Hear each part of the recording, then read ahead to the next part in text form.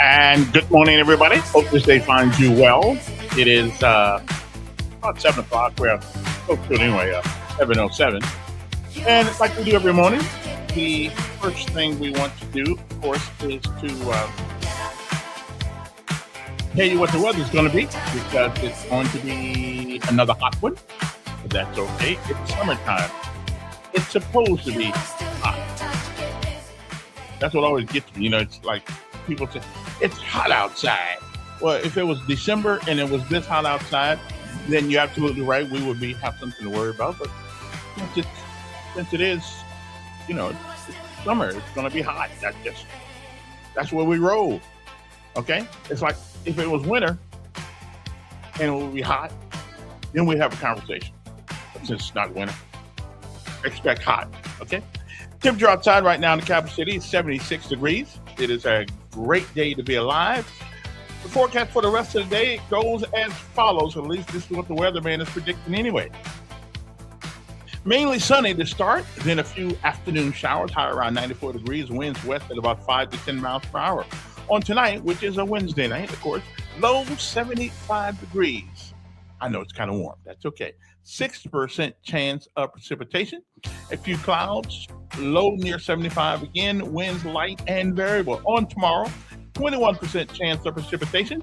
Sunshine and clouds mixed, a stray shower or two, thunderstorms possible, high around 95 degrees.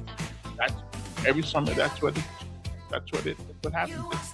It gets hot. Kind of like jumping in the water with sharks and wondering why you got bit. There's just some things that are just obvious. Logic, reason, okay?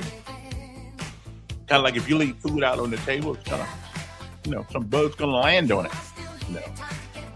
You drive around on empty, sooner or later, your car's gonna stop. It's not gonna run anymore. Logic and reason. So don't get your car's on E, right? You're leaving the house, your car's almost on E, but you're gonna ride anyway. And for some reason in your mind, you think that the car's just gonna ride all the way to the store, around the corner, and then back to the house on E. Make it make sense. Please, make it make sense. Make it make sense. I don't get it right. Anyway, but I come up with a way that never happens to you. You never run out of gas. I'm going to tell you how to do that in a little bit here, okay? Anyway, you know what time it is? It is time for our daily bread. I'm Kevin Elkins, and of course, this is Decisions. We call it decisions because everything we do requires us to make one. And even when we decide not to make one, we just made one. So you can't get around it. Decisions are a part of life. It is our responsibility, at least it is our charge, to try to make the best ones we can. And I will admit to you, I'll be the first guy to admit that all mine have not necessarily been the best. But it was Nelson Mandela that says, I never lose. I either win or I learn. I think that's a pretty good attitude. Me too. Anyway, we'll be back. Our daily bread's up there. A word from on high, something that'll change your perspective on this day. And we do realize that, today, as you walk around the street feeling pretty good, if you can put your hands in your pockets, got a little money there, be thankful for that. We'll be back right after this. Brief. Well, we'll stop time now. It's what we do. Our daily bread. Nothing will turn your day around like a word from on high. Okay? Nothing. So, hang loose. And I'll be back.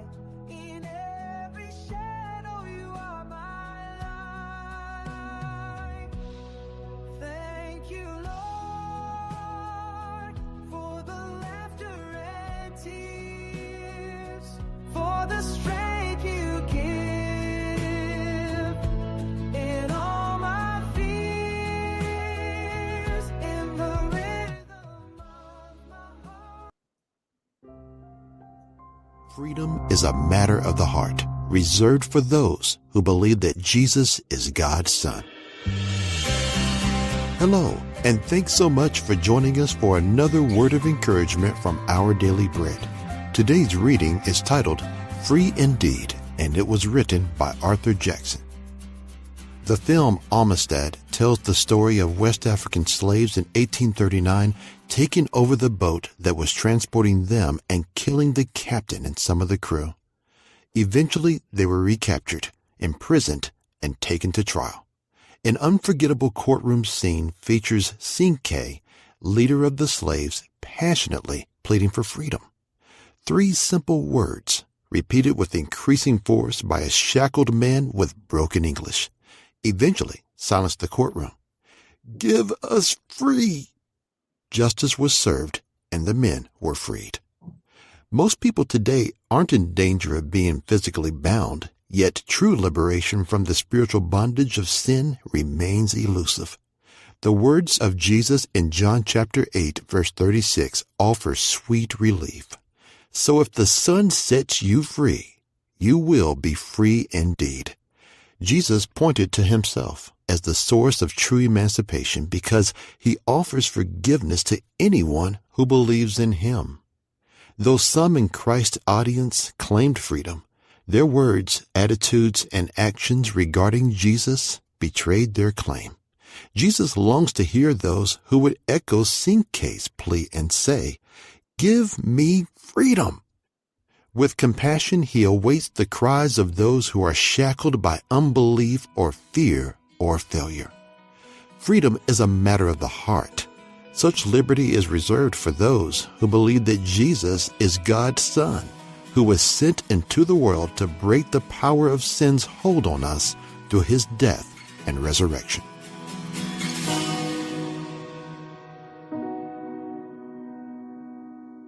Today's Our Daily Bread devotional scripture reading is from John chapter 8, verses 31 through 36. To the Jews who had believed him, Jesus said, "If you hold to my teaching, you are really my disciples. Then you will know the truth, and the truth will set you free."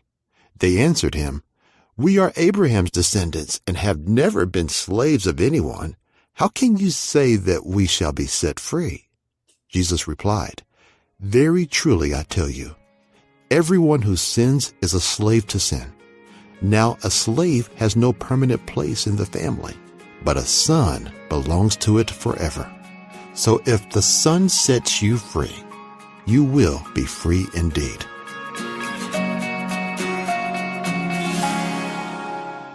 Now let's pray. Dear Heavenly Father, may this word of encouragement prick our hearts towards true transformation and freedom from guilt, shame, and addiction. Help us, Lord, to hold to your teachings, to walk and not faint, and to embrace the true freedom we have in Christ. And it's in Jesus' name we pray. Amen.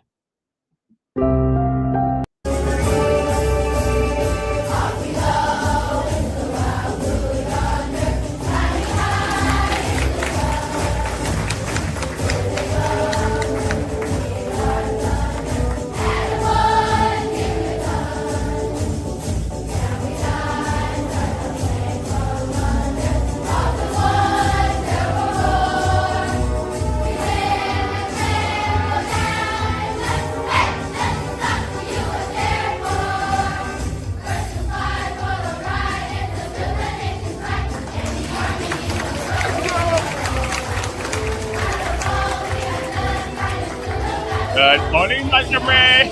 That's right. This is my granddaughter in that summer. She's in there. That's man. You know. That's her in there. Carlin. Rosen. Good morning. There we are.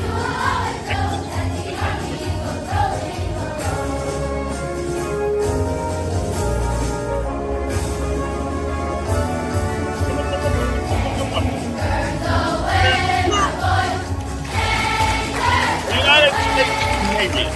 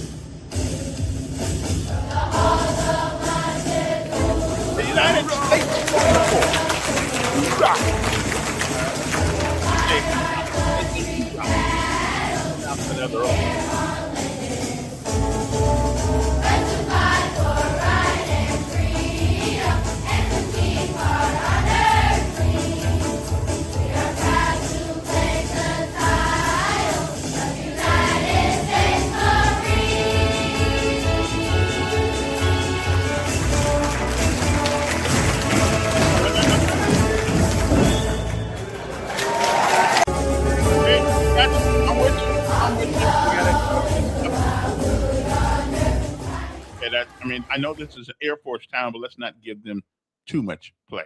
There's, I still like the word PX better than BX. Okay, I'm a PX kind of guy. I gotta go down to Fort Benning. I've never been to the PX on Fort Benning.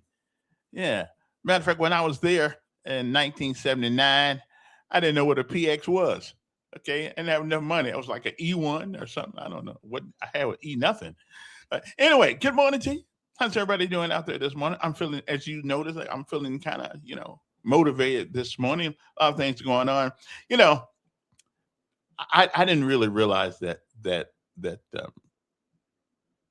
running for an office would grate on my nerve as much as it does sometimes. But here's the one thing I will not do now, and I got this one guy that just named Marlo on the Facebook. He just asked me dumb questions. He says, "Well, there's no question that's dumb." That's a lie. There are questions that are dumb. Okay, there are questions that are absolutely dumb. So and I'll tell you some of those questions when we get done. First of all, though, we actually in Selma, Alabama, had two people killed the other day at 4th of July in Selma. So it's not just here. It's a culture. And so today, one of the things I want to explore, if we shall, how do we change our culture in Montgomery? And Montgomery is just a replica of what's going on all over the nation. But maybe we can start it here. Okay. How do we change the culture of violence in Montgomery? How do we change that? I got some thoughts on that, but it would be interesting if you guys had some. How do we CHANGE the CULTURE? Okay, of Montgomery. Got to write that down so people know what I'm talking about. Okay, how do we do it? I think it can be done. The question is how. How? I mean, I know I'm not the only person that's tired of hearing somebody got shot last night. Not just in Montgomery. I live in Montgomery, so therefore I have to be concerned more here than other places. Can't worry about Chi-Town, Chicago. They crazy up there anyway. Philadelphia, East St. Louis. I mean, Kansas City, Missouri, all the other places I used to hang out. I can't worry about their issues. But how do we change our culture? Okay, how do we do that? It's almost, and I hear people, and I hear some people talking about they want to bring businesses to District 3, which is a great idea. It's a great idea. Unfortunately, one city council person can't do that, but it is a great idea. But our hardest task is going to be to keep the businesses that we have. That's going to be the hardest task. Some people complain, especially members of the city council often complain about liquor stores. They complain there's too many. There's too many liquor stores. There's too many car washes. Too many of this and too many of that. And all these businesses, of course, are legal businesses. But after a while, that's the only thing that's the only people are going to take a chance of coming in our communities if we don't do something about the carnage that goes on in our communities. Okay, we've got to do something. How do we change that? That's a conversation that would take a long time, I know, but it's got to be started. How do we change it? Really, how, now I have my suggestions, and it may or may not work. My suggestion is that we need to be a lot tougher on absent fathers who, if they were not absent, they would be a daddy. Absent fathers, that is the primary problem we have. And the funny thing about it is that we really don't address that issue. Churches don't address that issue. Our churches don't address that issue, and I'm trying to figure out why. Okay, well, why don't we address that issue? It is the preeminent issue of our time. Okay, preeminent issue. It is as important as breathing almost. Okay, because we know that if you don't breathe, you die. Well, I'm telling you, if we don't get dads, fathers to become dads, their children are going to die, like we're doing it now, like we're doing every day in America. Every day in America, someplace in the hood, in the cities, a black child is going to die. Not because they're bad kids, not because they are um, um, lazy kids, but because the culture of violence in this country right now, especially in the hood, it is permeated every aspect of our lives. You can't turn on TV without a gang movie being on TV. It's there. Because I was trying to go to Tubi last night, right? And all the good movies was somebody was getting shot. You know, so it's every aspect. Our schools look like prisons now because of the things we have to do to try to keep our kids safe. How do we change the culture? How do we do that? And this is a conversation that needs to be had. And how do we get our churches really involved? Not just show up on Sunday, preach the word, and keep moving. Which hey, you better than I am because I'm not a preacher. But how do we do that? Hopefully we're going to get our guests this morning for a little bit. Hope Inspired Ministries. They are doing things, and I forgot all about that. Hold on, Mr. Knight, for 1 second here. Let me get you on because I forgot to bring it on the microphone here. I was so intrigued by this subject this morning. So let me see if I can get you, make sure I get you on there. Okay, let me see here. Okay. And before you get on my case, Willie, I'm not blaming the church. Okay, I just want you to know that. Go ahead. First of all, before I get to you, I heard that little raving, bacon-eating redneck Don yesterday, and I just want him to know I'm not Willie Durham. I'm Willie Knight. And every time he mentions my name, when I do call back, I'm going to most definitely mention his, and I know he's listening. But let me get to what you just said. So are you running for city council or judge? Aren't they somewhat the same? No. We get because I've never seen the city council regulate a house and relationships. You talk about absent fathers, right? Right, but that's got nothing. I mean, that's a societal issue, brother. Everybody's involved. But you were saying that you made the comment, that you were talking about the businesses in the city, right? Which is city council, and you were talking about the carnage. It's culture. It's culture. Okay, the behavior in the city. Right. So I asked this crazy question. Yeah. What is it that a city council can do about the house? Wait a minute. I'm talking about a citizen. I'm not talking about city. We can't do nothing. That's why I say, and the word I started this one, how can we change the culture of Montgomery and all these other little cities where violence seems to be on the menu every day? I said, that's the question. How do we change it?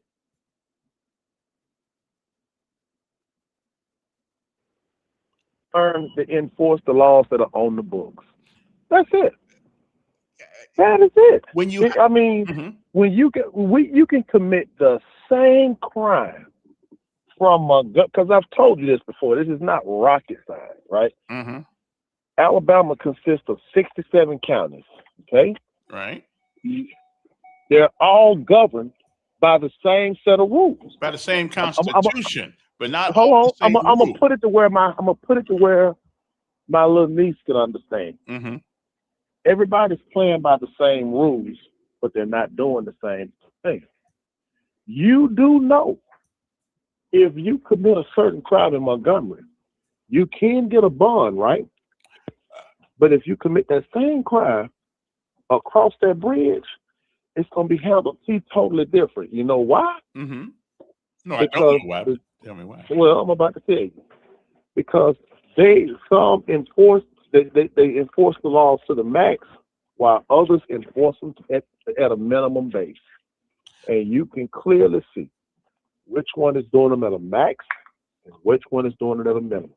Now, we put the ball back in their laps because city council is not giving bonds to people with capital murder or with murders. Not capital murders, but murders. City council has nothing to do with that. But citizens do. The citizens do. And I'm a citizen before anything else. So, I mean, city council. But here's the thing. How can you use first of all, and if you guys are not united together, right, going at the judges, then ain't nothing gonna be done. You're absolutely right, and that's why a year or so ago, when the legislature came in, they upped the bond that anybody could get that's considered a threat to our community or our society to $1.5 million. I haven't seen one judge use that yet. Right. You know why? Because it sounded good, right? It sounded good, yeah. But ain't nobody finna do it. And they not. And let me ask you a question. Why do you believe that they will not do what's on the books to do?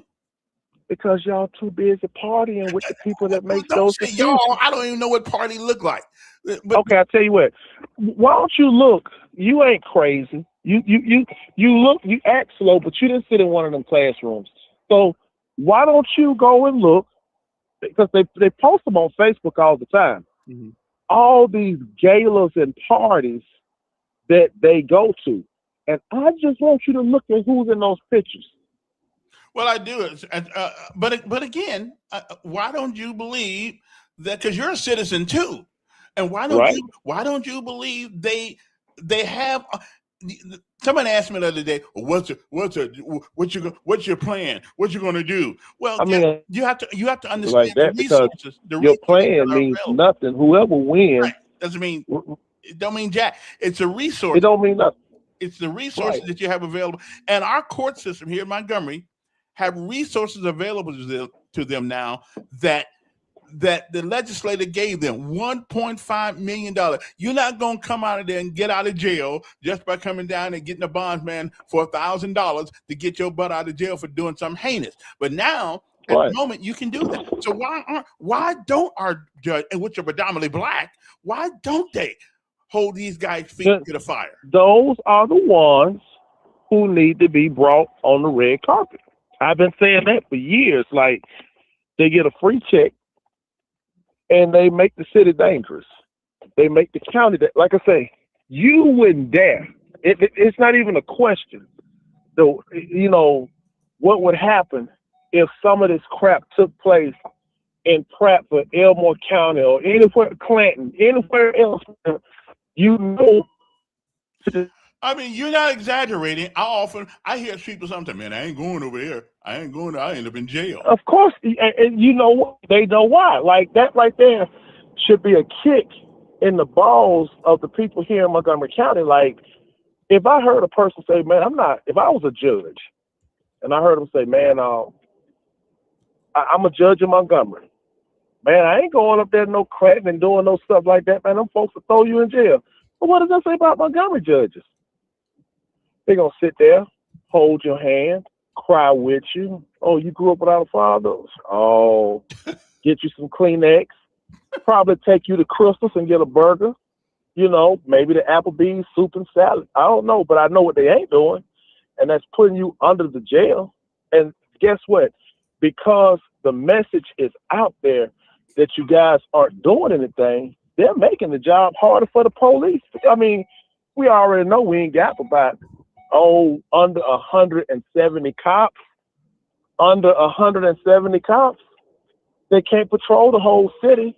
We just saw on Saturday But if the we state troopers if we had to huh? yeah, but if we somehow change the culture, you You're not. wouldn't. Well, You're but not. we can't. We can't. You're not. It's going to take a You're vote. not. Man, look here. You would have to mandate social media, the television, the music. You have to regulate all that. You're not. You're not. Well, So we certainly want changing we the certainly want if culture. you believe that. We certainly won't. But if you have a defeatist attitude about it, you No, won't. it's not a defeated attitude. It's a realistic attitude. Even the Bible talks about how the world is going to be going Right. towards the latter days. Right. And he So- also said they're always going to be so- the poor, but he didn't say it had to be me. Right. It didn't have to be you, but here's the thing. You cannot change the inevitable. You nor I. Mm-hmm. My job is to reach out to those that still want to get to heaven, that want to change. Guess what? Mhm. The Bible say, not Willie Knight. The Bible said 2/3 will not inherit the kingdom of God. Right. And when you look around, it's not hard to believe. Well, that's true. 2/3. But isn't it our job and your job particularly to try to change the minds of those people by delivering the absolutely. truth to them? I mean, My job is to appeal to everybody. right.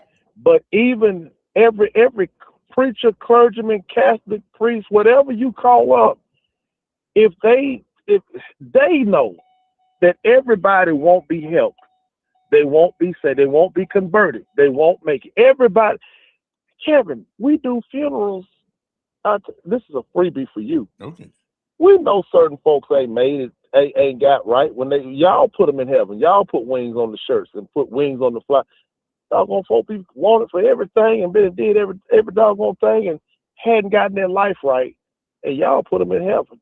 But our job is to try to get brother. That's on Facebook, and I'm with you on that. That's on Facebook. The way to get to heaven around here is be on Facebook and get a set of wings. And and again though, none of us are perfect.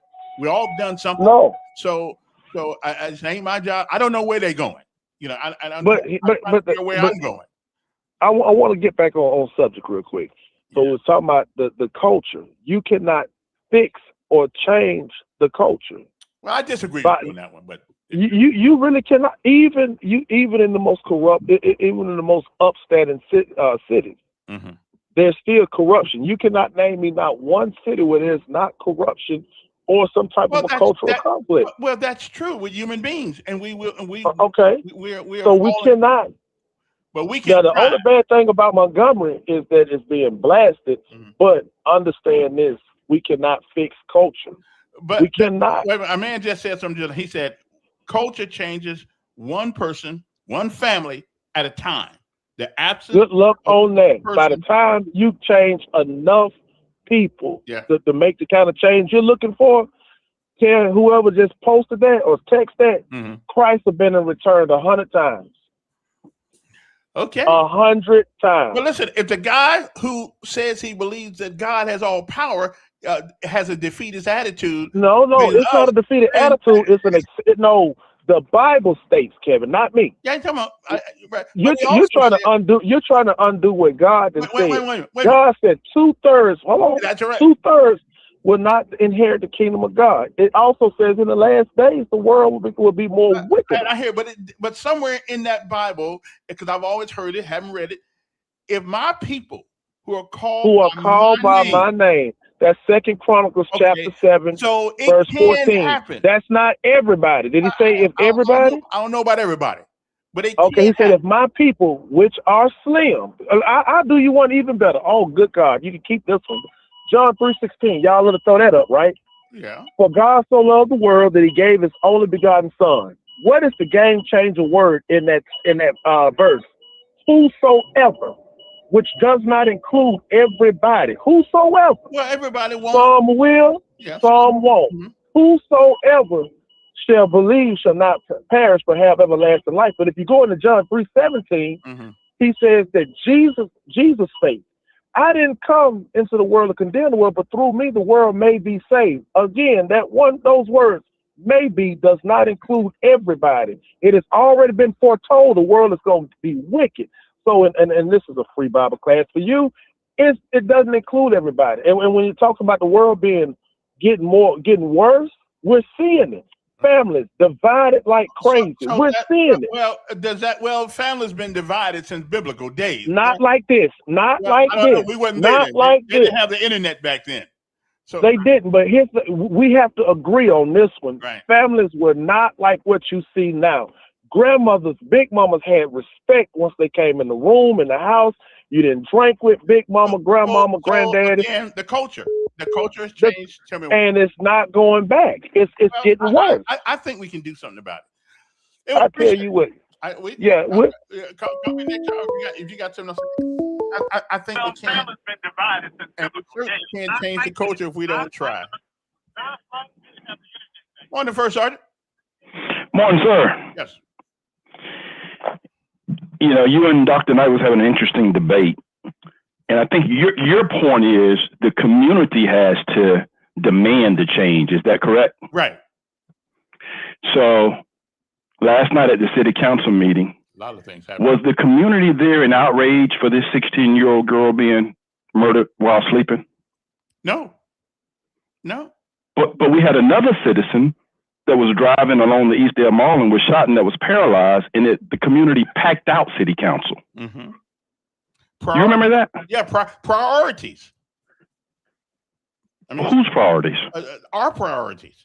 In one neighborhood, somebody gets killed. It's just a matter of thing. It is just the culture, and we're used to it now, so it don't even bother. Other neighborhoods, somebody gets shot and killed.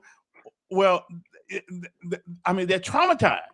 And we're not even traumatized. We're so desensitized. But so it's a community issue. So you don't think the other communities should have come?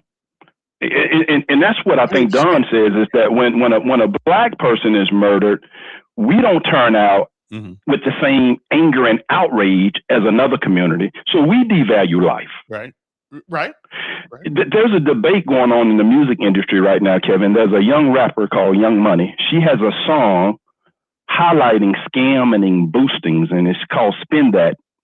And so people are making glamour out of people going into stores and stealing and putting stuff in bags and taking off tags and scamming.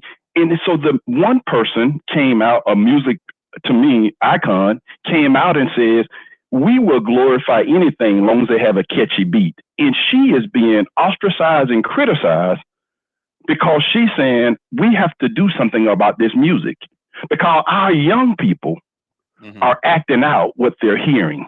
It used to be, we used to have a saying, art imitating life, or does life imitate art? And I think life is imitating art now. We're going by the crap on TV because we think it's real. So to your point is that if you think that community has to demand this change, I do. But I'm in agreeing with you. It's just that we have to call it out when we see it. And I was, the city council last night should have been standing room only saying this young girl, her family should have been there. The church and says that we cannot continue to accept this behavior in our community. And I just think it's just, to me, was just. So how do we change it, Will? Sir? How do we change it?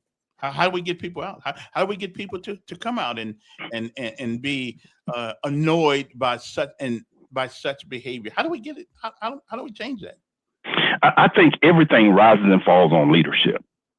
Leaders. I mean, and Dr. King started a movement with leaders and people followed. It was inconvenient, it was uncomfortable, it was sacrificial, but it starts with leadership. And until the leader starts the movement, and it's going to be sacrificial.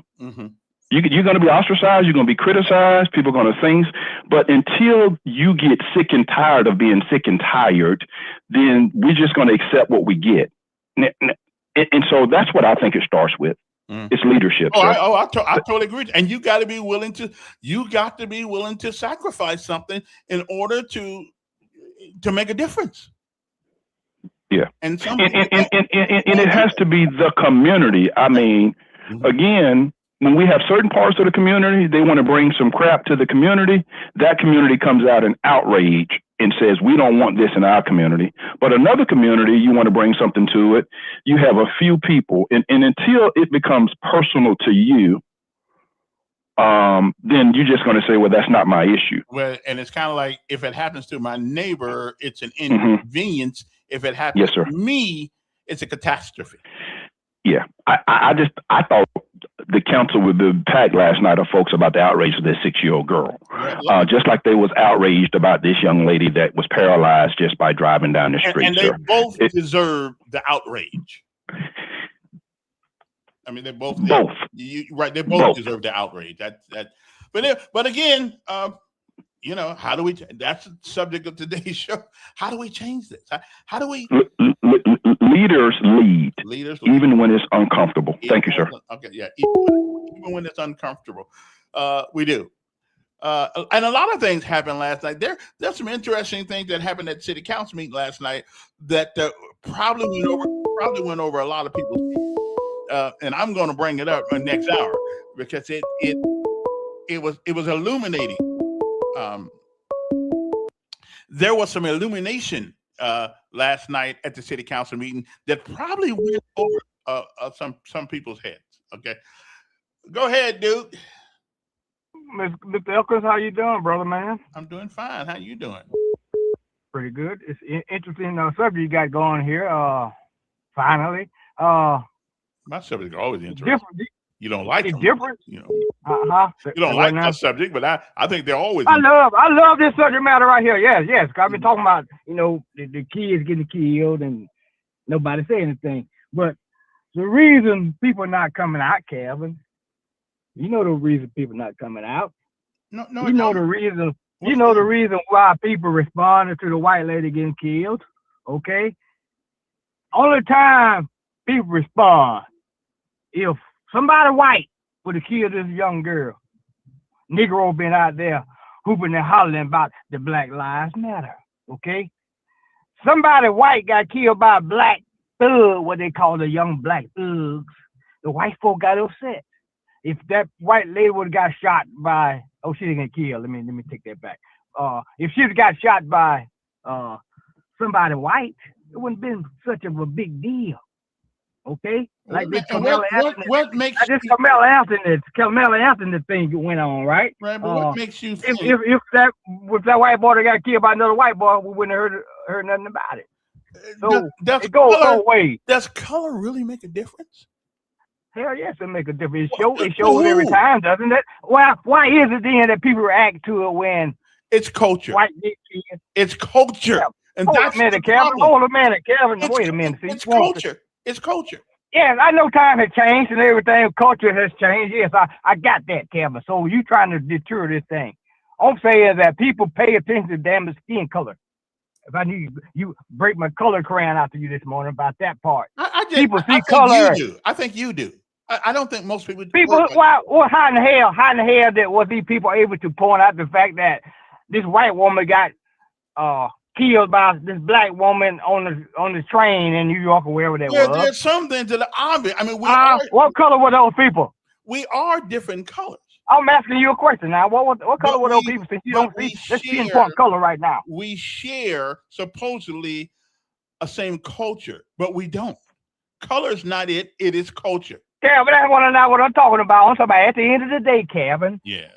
The two individuals who one did the shooting and one did the, one died or whatever, got hurt or whatever.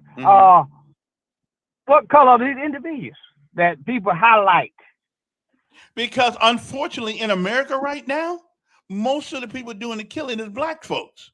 That's not what I'm asking you. I'm saying when somebody, let me break it down again. Let me make the damn color and crayon out again for you. Yeah. The guy that was on the subway station or somewhere on the train, wherever it was, right, that killed this white woman. Okay. White American got upset.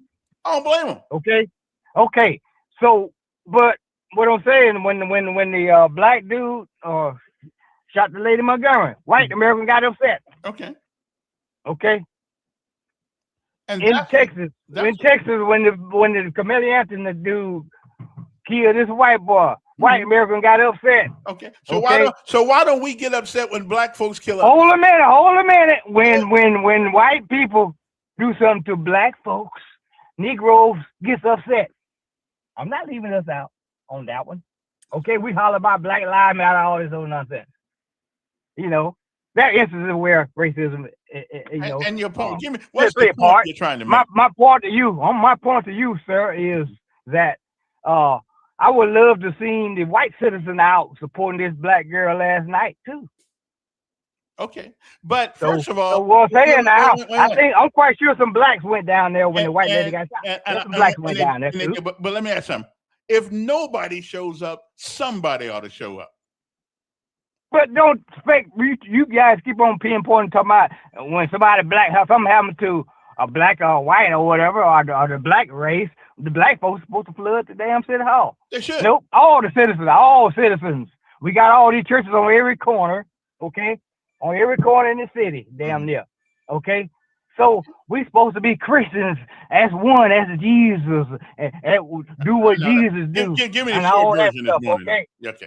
Short version of it? Yeah, sure. There's a lot of hypocrites running around here hollering about they little kids and little babies, but they're not colorblind. So don't give me this culture bullshit.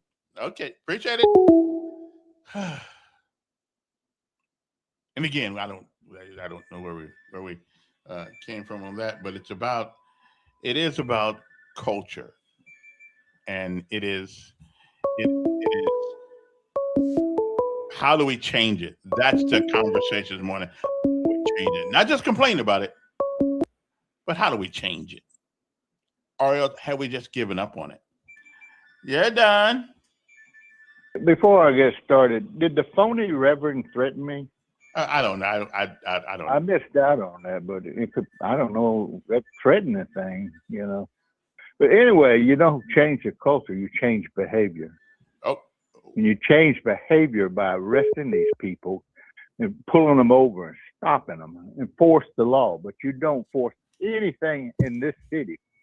I mean, you can shoplift, you can do anything in the world.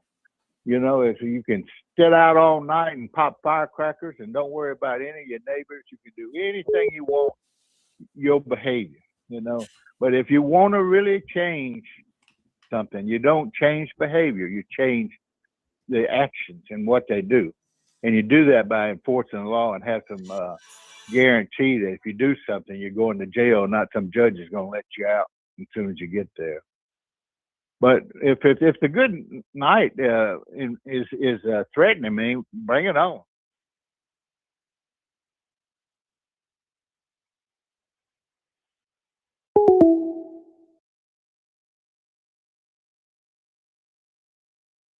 Somebody made a call. Let me go back to Anyway, what did he say? You don't change behavior. You don't change. What did he say? I know it was kind of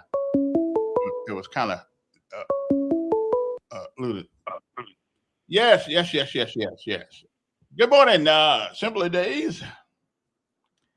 Morning, Mayor. Can't we all just get along? I wish it was Simpler Days, but these days are becoming complicated.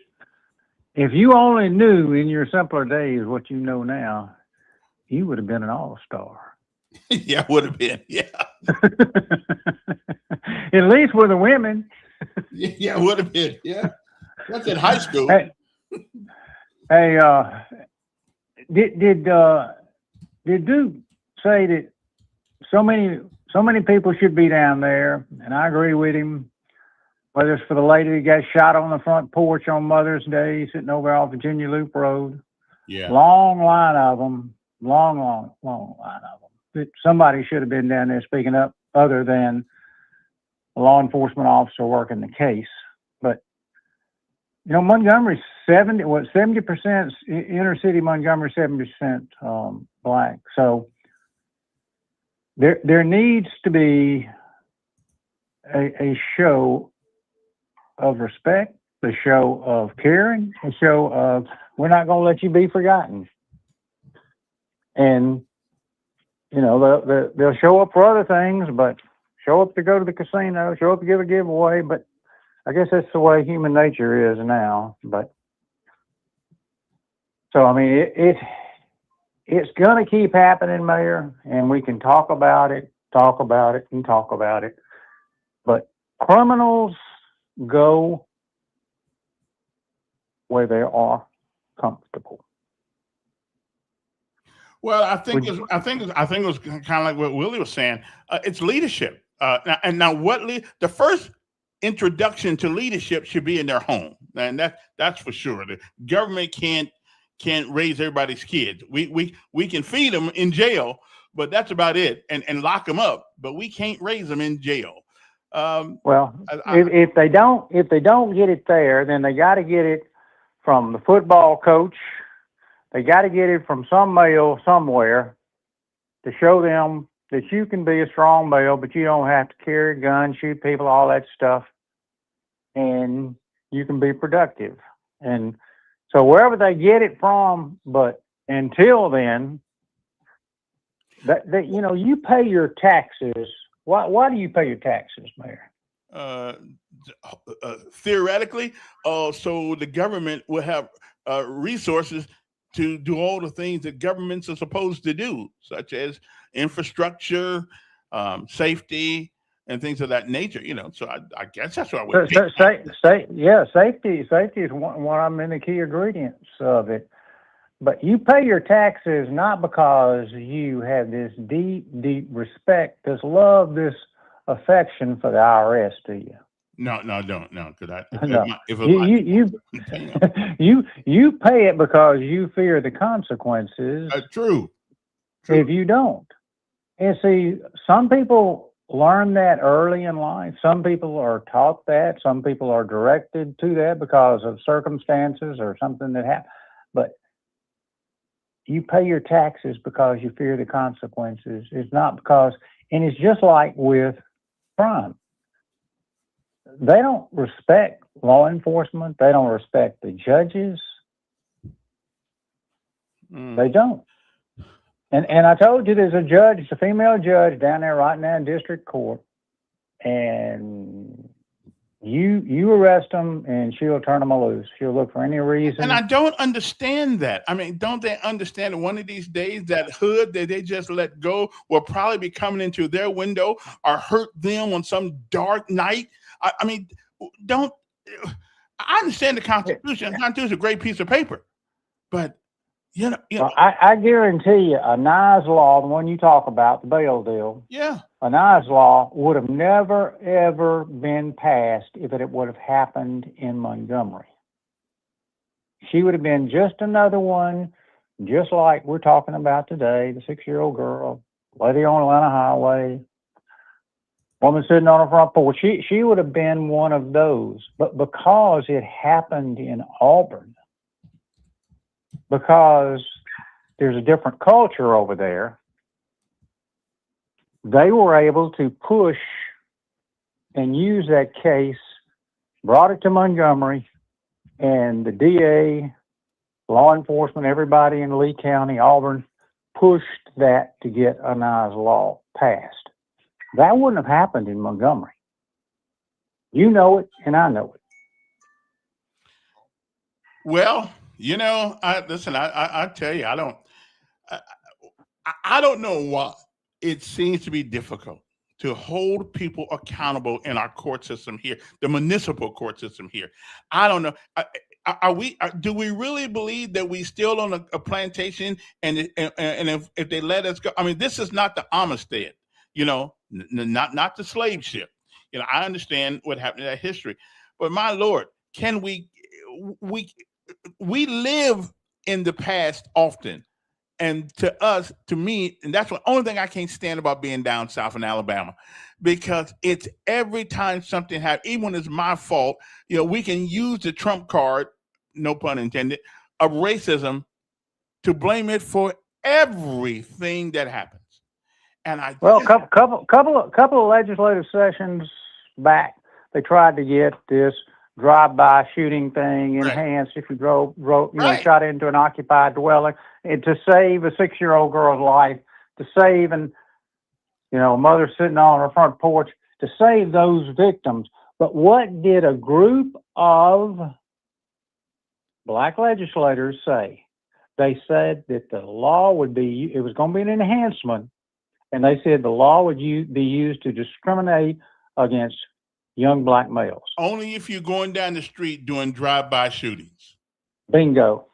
But see, that's what, you can't have it both ways. You can't. You just and, can't. and that's what you're trying to do. That's what these judges. I mean, the only way it's going to work is the system working together, and these individuals that are committing the crimes on the street fear the consequences. They may not respect law enforcement. Mm-hmm. They may not respect the judge, the system, but they've got to fear the consequences. And when action is taken, the community has got to support and say, just like with the Nas Law, that community, Auburn, pushed and got a Nas Law. That wouldn't have happened in Montgomery. Think about why it wouldn't have, Mayor. Listen, I already know why. Well, when you get to be the city council person, then you will acquire a whole set of skills to be able to decipher things. Yes, I will be. I'm and if anybody says, you know, Kevin's talking crazy, or Kevin's talking, what you need to say is, well, it worked for President Biden. Y'all voted for him. Yeah, they did. Y'all didn't care whether he was bald, blind, crippled, or crazy. And in 1992, all them Democrats and people under Biden's guidance passed all these laws and calling people predators, and it seemed to work for him. Exactly. So see, you've got a history of a platform to stand on. Yeah, I do. And if they try to ask you, pin you down, ask questions, just act sleepy.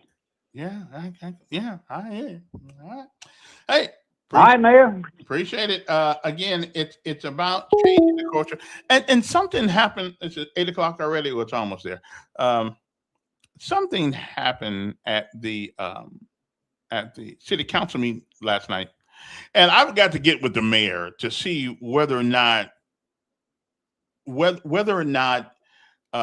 are in as good of financial standing as it is purported to be, because something happened at city council meeting last night that just kind of the city council is trying to borrow more money.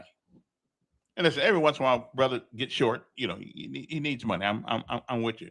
But now, and please, if there's a city councilman out there that's listening this morning, please tell me, because it is my understanding that we are paying on a bond, whatever it is, the money we get, $21 million a year to pay back money, $21 million a year. And it's my understanding that we are trying to borrow $50 million more. Now, what I'm trying to figure out, which will take that payment up to twice what it is. So, which will take the payments up to about what, $50 million a year we got to pay back. Now, if I'm wrong, please, somebody from the mayor's office call me and tell me I'm wrong. If we borrow $50 million more from the bond market, it is my understanding that we are in great financial shape. So if we're in great financial shape, then why are we trying to get in more debt with the bond market? Why are we? Now, I don't understand a whole lot about bonds and stuff that much, but I do understand if you borrow people's money, you got to pay them back. And you got to pay them back with interest. So why would we want to go deeper in debt? Why would we go deeper in debt if we're financially sound? I guess I'm just wondering.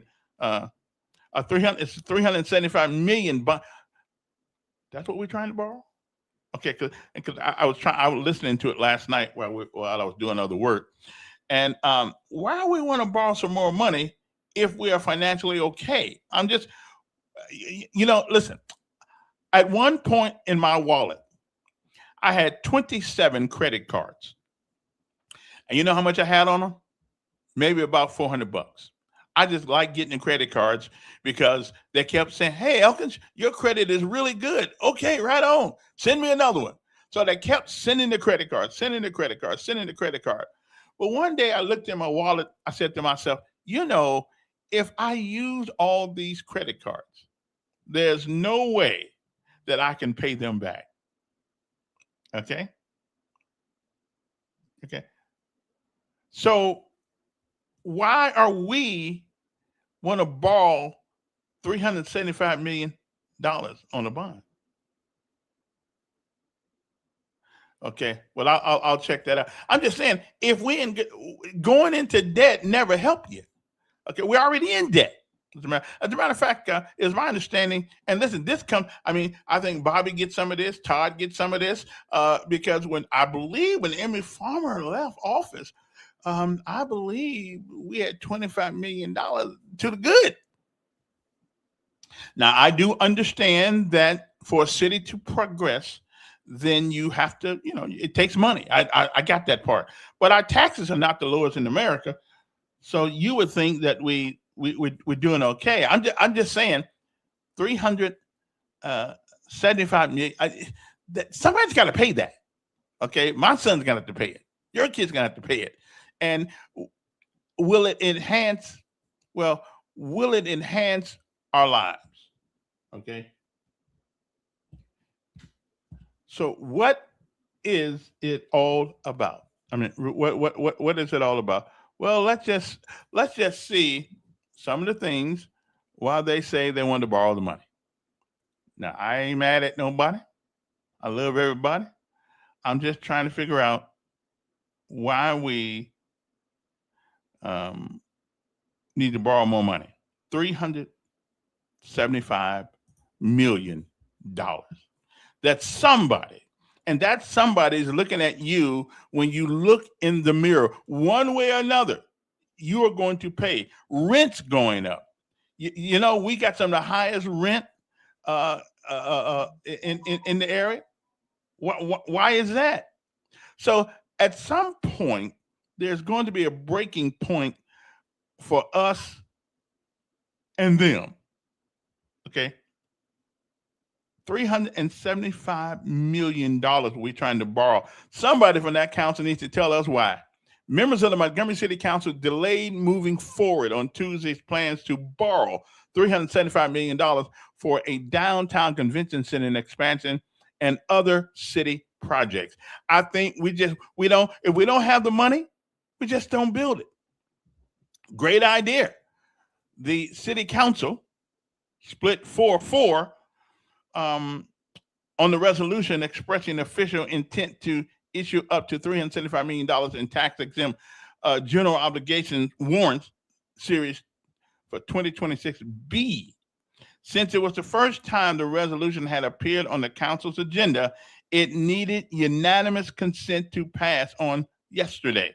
Since it didn't get unanimous consent, the resolution will be voted on at the next meeting. Frenette O'Reilly, CeCe Calhoun, Aronde Mitchell, and Andrew Szymanski voted in favor of suspending the rules on Tuesday to pass the measure. I'm glad I wasn't down there. Ed Grimes, Julie Beard, Glenn Pruitt, and Charles Jenright voted against suspending the rules. Good, thank you. Now, if I'd have been down there, I would have been with Szymanski and them on this one. Okay.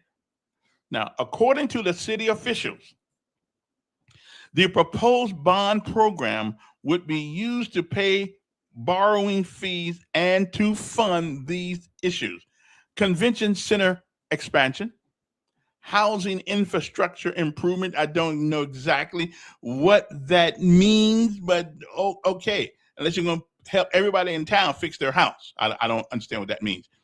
A new sports complex and amphitheater. We don't fill the one up we got now. City facility and service enhancements. Okay, whatever that means. That I don't know. Neighborhood improvement projects across Montgomery. Listen, all of that sounds good. But maybe we ought to figure out a way to do this, because somebody's going to pay for this stuff coming back in higher fees, Okay, higher garbage fees, higher fees, and a number of ways to pay back this money. Okay. Now I was kind of dumb years ago when I got here. I didn't know what a bond was. When you said bond, I'm looking at James Bond on TV. I didn't know what the hell a bond was. I mean, I never even seen anything any money bigger than the check that I was getting at that particular time. But now I understand. Governments don't borrow money without us getting it back. Okay. Montgomery is an important moment in history, Montgomery Mayor Stephen Reed said in a statement on Tuesday. As our city continues to grow or go in debt, whichever you want to do it, and compete for jobs. Well, if we competing for jobs, we're bringing people here. Isn't that bringing income to the state? You would think it would. It's a ton of money if we borrow. Grimes said at the meeting that the bond plan was using very vague details. And according to what I just read, it is a vague detail. Let me see. Yes. This is the mayor's Whitewater. He's going to try to build his monument to himself over there at the old advertiser building. He's putting up something that he's going to compete with private people. You already got Impact and all that downtown. He wants to build this stuff, and I'm sure it's put his dad's name on it. Look what they did with Whitewater. It's the same thing. It's a loser. It loses money every day. There's over $100 million in the thing, and that's what they're out to do. Another mayor. Well, I actually think Whitewater's still a good idea. Actually, it is a good idea when nobody goes to it. Well, it's not. What kind of idea is it good? You don't go through all that spiel about we need some other. We do. Going to it. It's losing money. Well, I agree with you. But the idea. So how does it affect anything if it's losing money other than the budget? Well, it was a good idea to bring something here besides race. Having the civilian community would have built it. Yeah. I'm with you on that one. What do do with it now? Give it to the Indians? Well, if we can get off from under the debt, give it to them. They're making more money off of it than we. They make out from under the debt. Your buddy over there, Singleton, bought bonds to pay for Whitewater. Yeah. Which he said he was going to do with the crane tax. They still owe it. Now we're having to pay just to keep the doors open to the damn thing. And all we get is lies about, well, in 3 years it's going to start making money. It's the same thing with this crap that the mayor wants to make is that monument to himself in the old newspaper thing. It's stupid. Yeah. You're competing with the civilians that's trying to make a living down there with Impact and other stuff like that. Mm. If they give him the money, it's a waste.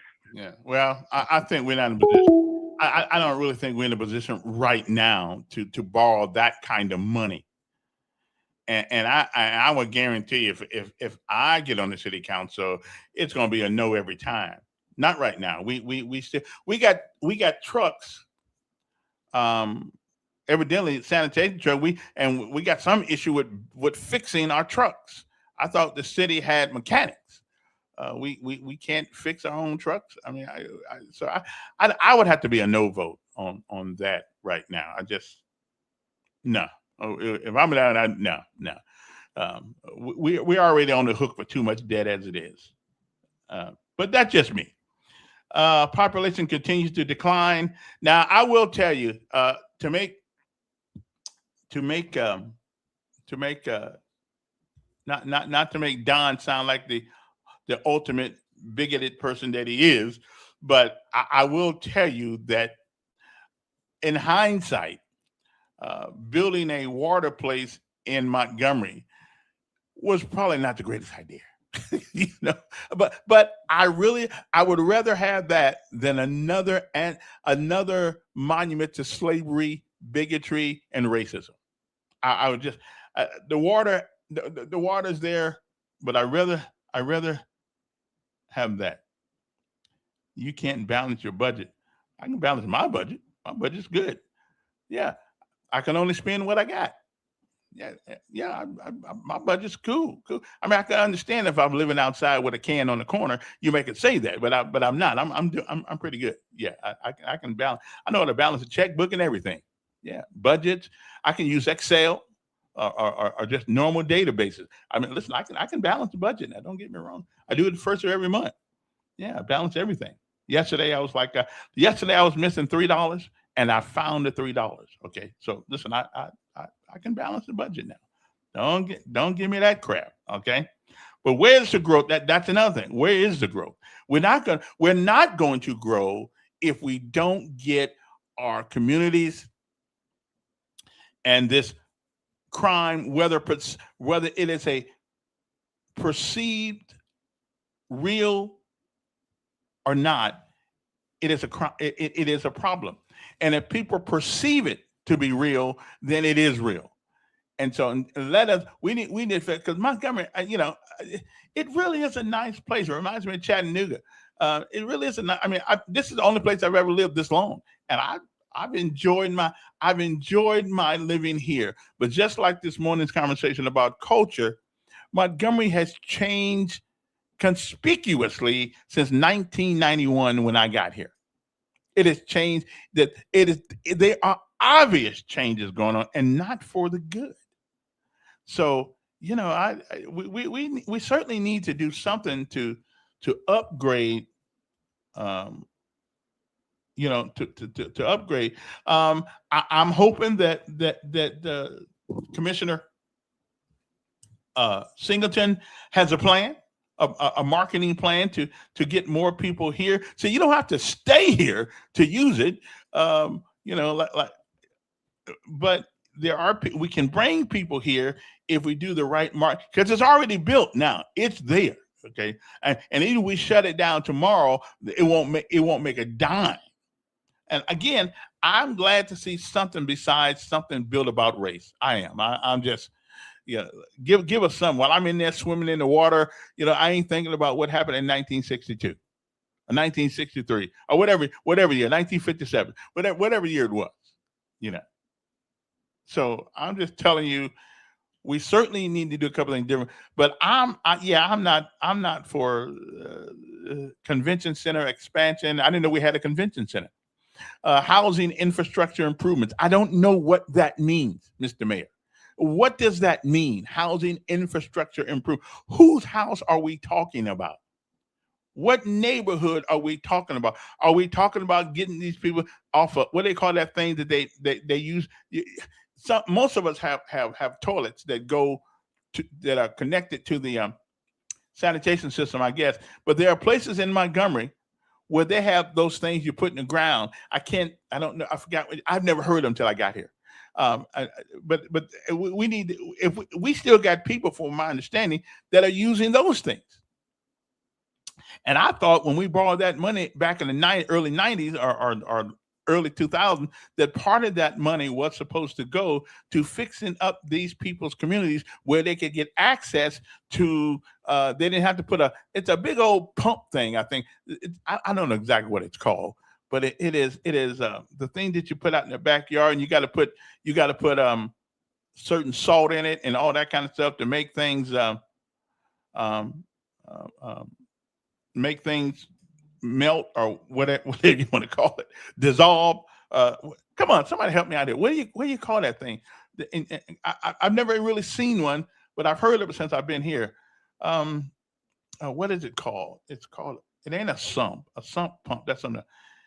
It's a place where your fluids go when you flush the toilet in your house. See, theirs go down to, I guess those pipes underneath the house take it to some place. Thank you very much. Septic tank. We got people in this city still using septic tanks. Now, my understanding is that well, I wouldn't. No, we don't have. Well, I don't know. I never lived in public housing, so there. I don't know if they got septic tanks in public housing or not. And now my mother did a lot of things, but the one thing she told me, I never will forget, we would never go in public housing. But I got nothing against public housing. It ain't where you live, it's how you live. Okay? So as long as when it rains, I don't get wet, or if it's cold, I don't get frozen, I'm good. I don't have a thing against public housing.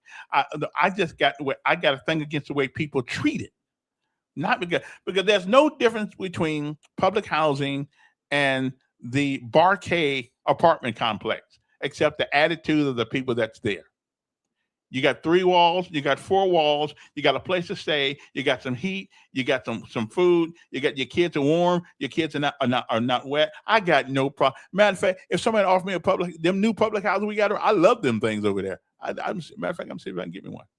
Okay. Okay, it's how you live, where you. Okay, I listen. I agree with that, Big Daddy Kane. You're right. It's how you live, where you live. You're absolutely right. So it's got nothing to do with public housing. Give me. Listen, I wouldn't mind getting a Section 8, but you would never know I got a Section 8 by the way my property looks. Okay, you would never know it. The problem with us, and again, what's that word I like to use all the time? It's culture.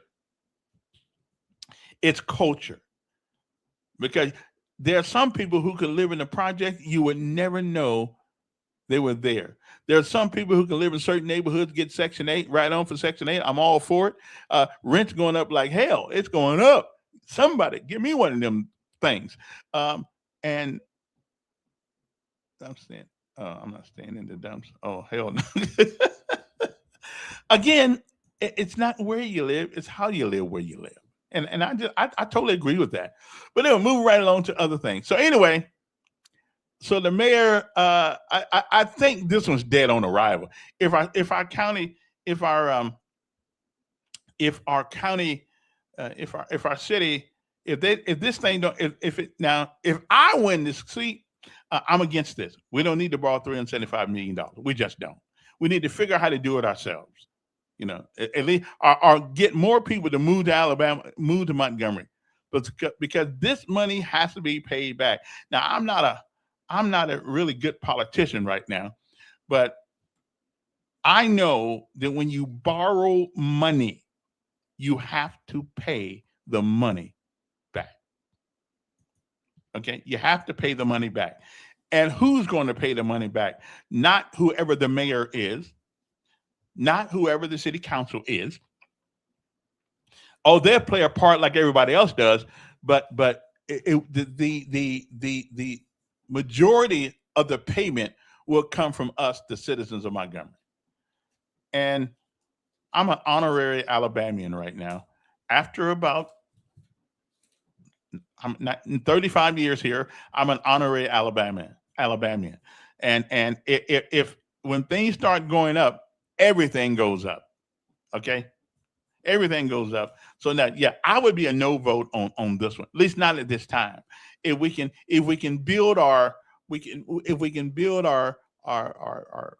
residency up here, we can get more people to come to Montgomery. And one of the ways to get more people to come to Montgomery, of course, is to bring good jobs. I ain't talking about puckwooden. I'm talking about technology jobs. If we can get some of those in Montgomery, that will bring high-paying jobs. And I got nothing against anybody who comes here, but high-paying jobs are in the technology sector now, and the highly skilled sector. Plumbers still do pretty good too. Okay, but we need to bring some high-paying jobs. Not just, I mean, McDonald's is fine for high school kids, but you can't take care of a family on a McDonald's wage. Okay, and if everything goes up, then the wage you're getting still ain't nothing. So I'm just saying, you know, kind of like being Uber. You know, you don't do Uber to take care of the family unless you're out there every day, 14 hours a day, and they only let you ride for 12. Okay. So again, how do we change our culture? Nothing wrong with a septic tank.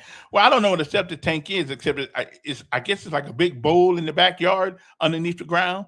And every time you flush the toilet, it goes out to the big bowl. I'm just wondering, at what point do the bowl get full? You know, I mean, how many years does it take to get full? Oh, wait a minute. I think they got trucks to come dump it out. Yeah, but where does that go? Did I go to the landfill? No wonder stinks over there. Anyway, sorry about that. My mind got thinking about a landfill with all that stuff in it. Yeah. And listen, Big Daddy Kane, I think you right about one thing, and stop building gigantic houses close together. Yeah, I'm with you. I'm trying to figure out Listen, it's people's money. They can spend whatever money they want on it. But there's some houses out in Wind Lake I know, and I've seen them. They're just humongous. Why? Really? Is it penis envy or something? Why? Why are they so big? Why? You're trying to separate yourself from everybody else. You got to leave that money in the bank. I know. I think the perfect neighborhood around here is, and there are a lot of good neighborhoods around it, but Sturbridge. Sturbridge, the houses are not gigantic. They are nice homes, nice. They got them off subdivision homes out there. Sturbridge is a pretty decent place to stay for a working man. Anyway, I think it is anyway. I don't want to move out there because it's too far away from everything. That's why I don't go to East Chase. I won't even go out to East Chase to Uber. No, they're moving all the businesses out there and they want me to come out there and spend my money. I'm sorry. I'm going to the PX or the BX, whatever you call it. I'm not coming out there. I'm not chasing anybody's store. Now, I understand some of the reasons why some people left. And again, we got a culture issue in Montgomery, and not just in Montgomery, around every place. So the question is, how do we change it? How do we change it? Does it start with our court system? Does it start with people knowing if you do the crime, you will not come to jail and get right out? Okay. Somebody's got to put a whole lot of stuff up in order for you to get out of this jail. It won't be no $1,000 either. Okay. Is that part of the problem? People have the ability to get out of jail too easily? I think so. So I don't know, I don't. We need to change it though. I don't know how we do it. Education. Well, we got education, but we make more excuses for failure in public school than any place I've ever seen. I showed you something yesterday about the guy Stafford, who came up with the hotel in Tulsa, Oklahoma. Educated, went to and even back in the day, guess where he was able to go to law school. He was able to go to law school, my home state. And they hold on. And they burned down this building, did all kinds of things. And here's my thing. If he could do it in 1920, why can't people do it now? If he can build gigantic hotels and hire a bunch of people, why are we always whining about somebody else coming into the community with their business? I'd come to, if I knew that you would give away your money in a moment's notice just because I brought some fake hair, I'd pay it. I would charge you. Listen, I'd come over there too. Hey, let's go to America. Let's go to Alabama. Yeah, they buy fake hair all the time, and they don't care what they pay for it. They don't even like their own hair. So let's go on over there, pack up the kids, and everybody go over to Montgomery, Alabama. Okay, yeah, or Alabama, any place. Okay, Georgia, wherever you want to go. Yeah, because Americans will buy almost anything as long as they don't have to make it. And so people are coming here making mint out of our lackadaisicalness. Okay, so why we get kind of lazy sometimes? You know why? Because we've had the sin of affluence. We think we somebody because we got a little bit of something. So I don't know. Let's see. What does Camellia say here now? Let me see. I know she got something. We must learn to lift people up instead of cutting them down. Listen, you can take that crap right there someplace else. Some people need to be told the truth in order to get up off the floor. So if I see a guy laying on the floor, Camilla, just laying on. Hey, listen, my guest is here right now, so I got. What you do, John? Oh, okay, I can't get John. Well, John's gonna come in a minute here, but I don't see him. John. Okay, well, call me. Click back in. Yes. Oh, there he is. Okay. Hey, listen, Kate, I ain't gonna take no more calls right now. Y'all just give me a break. I got my guest who's late. Who you got on? I got nobody on. You on right now. Hold on a second. Oh, okay.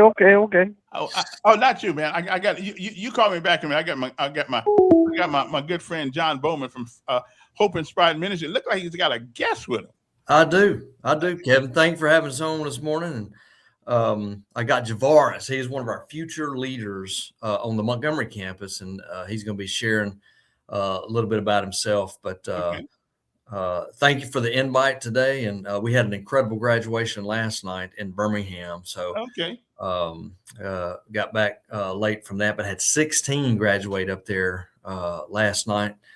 Javaris is on the Montgomery campus. They've got 15 future leaders in the class right now. But he was coming on today to kind of share his story and see if you got any questions for me or him. Okay. Well, first of all, let for the people who don't know, I'm such a wide ranging guy. For the people who don't know, tell us about a quick description of what Hope Inspired Ministry is and what do you do? Yeah, well, Hope Inspired Ministries, as you can see behind me, is represented HIM, him, because it's all about him. But we are a workforce development with a heavy dose of social work. So we're teaching workforce development. We do that through recruiting, training, and employ. Recruit, train, employ. So we meet people where they are. We go inside the prisons, recruiting individuals. We go in the courtroom recruiting. We go in the streets recruiting. We come on, world-renowned talk show host places like this to recruit students. But then after we recruit them, we train them. And that training piece, we're teaching them valuable workforce skills that employers have said they want to see. But we're also eliminating barriers in their lives, such as transportation, housing, identification, whatever the issue is, medical care, medical help. We facilitate those things, help eliminate those so that they can successfully go into the workplace. And then at the conclusion of the class, we're putting them in the workplace, and that's the employee piece, sending them out. And Jesus did the same model. He met people where they were, never left them there, trained them, taught them, and then he too sent them out as well. So our end goal is that they're becoming self-sufficient. We want them to be self-sufficient. We get them everything they need to be successful, including a partnership with the Alabama Department of Human Resources, working through their SNAP division in a program called A Reset, which is employment and training section, to where we're able to not only get them the benefits, but also get them the work that they need to come off of those down the road as well. So it's us in a nutshell. Okay. And you do a little bit more, but we're going to talk to Javaris. Yeah. Javaris? Yes, okay. sir. How old are you, Javaris? I'm 22. Okay. So tell us your story and what is it like being working with him? See, I ain't gonna lie, like, I love it here. Like, it taught me, like, love yourself. Feel me? Most folks don't love themselves, but they fight it out, like, take it out on drugs, all that. We don't really need that. You feel me? We need to love ourselves first, then try to love someone else. But we can help, but you gotta love yourself first. See, what is your goal? What are some of the plans you want to pursue after you finish at him? Me, I want my kids to grow up like, be like my dad, changed his life around. Like, I got 5 kids, but I only see 2 of them right now. So I ain't been to church since 8 years. I'm just not started going to church. I done got baptized. Okay. So you want to use Hope Inspired Ministry to help you help yourself. Yes, sir. Yeah. And Kevin, one of the things that we talk about and teach is because naturally as a father you want to help your children out, but if your life's not in order, it's hard for you to help someone else out. So what Javaris is talking about is to get himself right so that he can be the father his kids need. And you had a graduation. So you didn't graduate last night, did you? No, sir. Okay. So you bring people into Hope Inspired Ministries. We teach them. We try to help them get over whatever Herculean impediment that's in their way, so they can learn from you. And we start with the basics. We start with the basics and baby steps. Baby steps. What's one of the most important things you've learned since you've been there, besides loving yourself? I learned basically like get with God, give life to God. You feel me? Mm-hmm. See, once upon a time, believe God, but I started praying and stuff. Like my life started to change. Mm-hmm. I ain't the type of dude who everyone was looking at. You feel me? Mm-hmm. I feel you. Yeah. So I basically come from like the gutter. Like, okay. I've been paying bills ever since I was like 14. Had to get it on my own. Mm-hmm. Basically, take care of the family household. So I couldn't do both. Like finish school and do that. I had problems, issues at the houses and Mm-hmm. stuff. Even take care of my little siblings. Okay. Well, you have certainly entered into a partnership with Hope Inspired Ministries that can do nothing but help you. Okay. I mean, it's a great organization. John and the guys down there do an outstanding job. Yes, Montgomery is blessed to have people who actually believe in the things that they teach. A lot of people teach because they get a big paycheck out of it, right? They ain't no big paychecks coming out of him. Okay. Yeah, I learned how to like don't buy too much or spend that money, but you can't spend. You gotta use another word from that, like save. Well, saving is a good word. Saving is a good word. John, so we got 15 people in this class. 15 people in this class, and many of whom, like Javaris, he shared his story. But one of the things Javaris did say is he's got to get himself right for his kids. And you talk about generational situations. You got generational wealth, generational poverty, generational incarceration. But Javaris is talking about getting himself right for himself, but through that, his kids will see it, and you'll see a generational stop in certain behavior, but a generational start in other behaviors. And Javaris shared with me the other day, one of the things that he's looking forward to do is coaching Little League football because he's able to pour back in other young men like himself so that he can change the course of their life. As he's had turmoil in his own life, he doesn't want to see turmoil in other people's lives, so to give back through that as well. But yes, 15 students in the current class. We're about halfway through. So they've got about 3 more weeks of in-class where they're studying.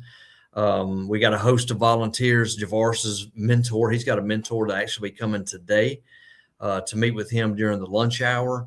One of the most powerful things, even me coming before I worked here as a mentor, God grew me through that process. And I know that there's many, many of your listeners out there that God has called to get involved, that they're, sitting in the batter's box, waiting to get into the up to the plate. Well, we want to help you get to that plate, and we could use you as a mentor. Right. As a matter of fact, regardless of what you think about your experiences in life, the fact of the matter is that you're here to tell somebody about it is a good sign. And some of the people in Hope Inspired Ministry, they need to hear from you. They need to know that they're not the only one that stepped on it. Me too. We need to know we're not the only one that ever made a mistake. Mistakes can be corrected. Okay. It is not falling down that gives you the strength, but gives you the strength to get up every time you do. We all have failed. Maybe not John, but I always taught never give up. That never give up. And it's easier said than done, but it must be done. We teach, I think Hope Inspired means they teach you how what it's like to go the responsibilities of a job. And you do have a responsibility on the job. You got a responsibility to show up. I control your anger. Be transportation.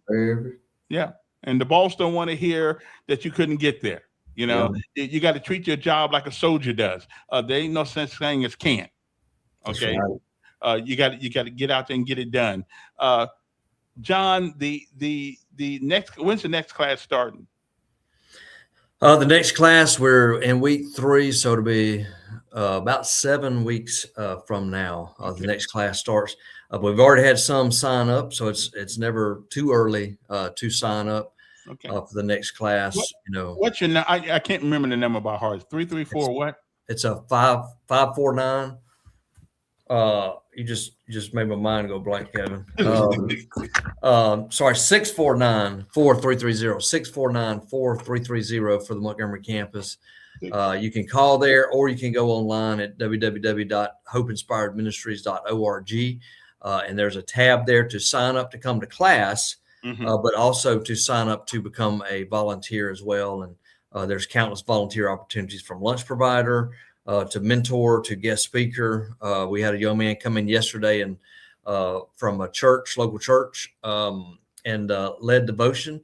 Luke Hall is the outreach minister at Trinity Presbyterian, and he came and led the devotion yesterday. And you heard Javaris talk about the devotion, the God piece within it. It's the foundation for what we do, and we go through the Purpose-Driven Life book to let Javaris and other future leaders know that they were created on purpose and for a purpose. And then just this morning, our Lowndes County campus had someone. We're teaching workforce development, but they're seeing the love of the staff. One in Lowndes came to Christ, accepted Christ in their heart, is going to get baptized. Javaris, you heard him, first time back in church, and he got baptized. I wasn't there, but he shared the video with me. But exciting moments, right on Court Street, I believe, and right beside Court Street, an outside baptism for the whole neighborhood to see. So Javaris has turned his life around, but he's also reaching out to others and being that beacon of light that God's called us to be. Well, that's good. I just know that there are many organizations in Montgomery who say they do a bunch of things, and they may. I don't know them all, but I do know. I joined the organization because I saw people who were actually not just talking the talk, but walking the walk. I mean, really, really, they do, and it's in a sacrificial way, because you go from Birmingham to Coleman to Lowndes County, all over the place, taken from your family because you got another family, which is Hope Inspired Ministry, and we appreciate the work that you do. If people want more information, and we do have a website, hopeinspiredministry.org. It's .org or .com. .org. Yeah, hopeinspiredministry.org. It's a place you can find out about it. You can see, but here's another thing. They always can use a little help. People come in to speak. People provide lunches for these kids. We try to give these folks at least a meal a day, at least a hot meal or something like that. So if you want to help us and give these people a meal, pizza, cordon bleu. I mean, maybe not the cordon bleu, but pizza, whatever it is that you want to bring, they are thankful for whatever we give them, because some of these people really, this is the only meal they get, and we're asking you to partner with Hope Inspired Ministries to provide a meal or whatever you can do. If it's nothing but come over there and talk and look at some of the people, because some of these people don't have hope, and our first name, the first letter is hope. Without hope, nothing else happens. So, Kevin, one of our graduates last night, you said something to jog my memory, and I had written it down. But she came looking for a job. But this is what she said in her speech: "But I found was family." And so it's the relational approach that we do each and every day, working with them, that they find that hope, that they find that love, that care. And we become family. You don't have to be someone's blood relative to be their family. You don't have to be someone's father to be a father figure in their lives. And that's what we find a lot of our mentees, mentors become. I think I've said it on here before, but I was mentoring a guy through Hope Inspired Ministries before I came to work here. And we were about the same age of 40, but he called me a father figure. And it offended me at first. I was like, why can't we be brothers? But it just, God taught me and showed me that, hey, you can be that godly father figure to another man. We've had ladies that come in and mentor our ladies as well. Well, I tell you what, I got a guy that you know well. I look at him as a big brother, even though I'm older than he is. Knowledge and wisdom and come from the most unlikely places. That's right. And age really it does. It's not only how old you are, but it is what you have learned along the way. Yeah. And right. Hope Inspired Ministries uses what they've learned along the way to try to teach younger people. But hope, that's the biggest word in our thing right there. Hope. If you got to have hope, Shavari, keep the hope up, keep a good job, and listen. Don't just take it for the moment. This is a lifetime change. Yeah. All you got to do is stick to the recipe. And did what John had told me. He said, "I see something nobody see in you, and you still got it in you." Yeah. Good. Oh, no. Here's the number. Yeah. Hope Inspired Ministry. Either you can come over and speak to the folks over there so they know that you can give them some hope. You can provide a meal if you need to. We feed them every day of local businesses and local people give them. And if you can't bring the meal, send the money. We go buy the meal. So not a problem. Anyway, call this number right here and ask for Stephanie. I think she handles the meals. Yeah. 334-649-4330. And if you can't write it down, Hope Inspired Ministries is on the internet. It's exactly the way it is. Hope Inspired Ministries, all one word. 649-4330. John, keep up the good work. You do one. I mean, if they pin it on me, they be in the hard luck city. but you, Kevin, thank you for all you do getting the word out. Yes, sir. It makes a huge difference. And if there's anybody out there that needs the program or knows someone that needs the program, tell them to call us. And I know Javaris will be glad to speak to them. I'll be glad to speak to them to let them know the benefits of coming through Hope Inspired. And age is not an issue. I think you got to be what, 18? 18. 18. Kevin, we had a guy last night. He had cancer. He's 70 years old, but had cancer. It was maybe a year ago, but he found himself needing to get back into the workforce, graduate the program, and is back working at another nonprofit. This was in Birmingham, but working at Meals on Wheels, but had the greatest spirit of anything. So we can help anybody if they're willing. If they're willing, okay. You got to put in the work to get the benefit of the work. That's right. Okay. Right. Well, thanks a lot, John. John Bowman, 334-649-4330. And if you can't do anything else, we got to feed them. So if you can provide a meal or even the money for a meal, call this number and talk to Stephanie. And I believe we'll be honored to have you help us out. Okay. And I tell people, the same people you meet going up, you meet the same old people coming down.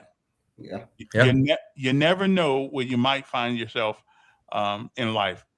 Hopefully, Hope Inspired Ministries will still be there to help you like they help many people. And they've actually helped me too. Because John and them taught me sometimes the help you give helps you more than it helps them. Right. So anyway, John, thank you, sir. Thank you, Kevin. Tell your listeners to call us today. I will. I got the number right there on the screen still. Not a problem. They can call you right. So provide a meal for Hope Inspired Ministry. They do great work, ladies and gentlemen. They're great. For what's that word they use? For clarity, I'm actually on the board of Hope Inspired Ministry. I just take notes and stuff like that. But I'm like the secretary or something. But I'm on the board. I get that. See, I'm John's boss. Okay, not really, but he says that.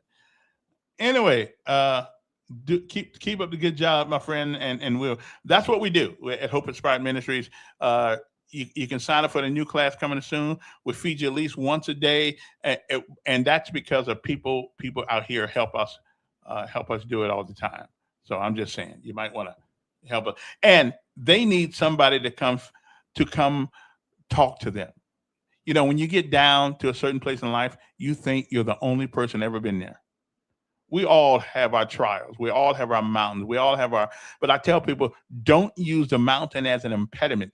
Use the mountains of our lives as exercise. Okay. So you can climb it. Okay, so don't get down, get up, and every once in a while, it doesn't hurt to ask for help.